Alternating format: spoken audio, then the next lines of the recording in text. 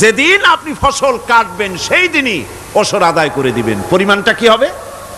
পরিমাণ হবে আকাশের বৃষ্টির পানি দিয়ে যদি ফসল হয় তাহলে দিবেন 10 ভাগের 1 ভাগ।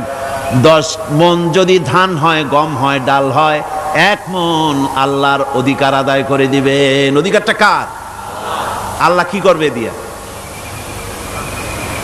আল্লাহর অধিকার মানে গরিবের অধিকার, গরিবের হক। এই অধিকারটা আদায় করে দাও। ফের বৃষ্টির পানিতে হয়।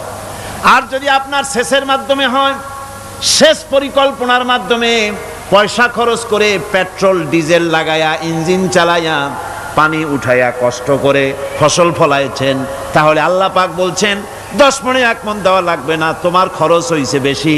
বান্দারে, তোমার উপরে আল্লাহ পাক জুলুম করবেন না, এবার 20 মণ হলে তার থেকে 1 মণ দিও। সুবহানাল্লাহ।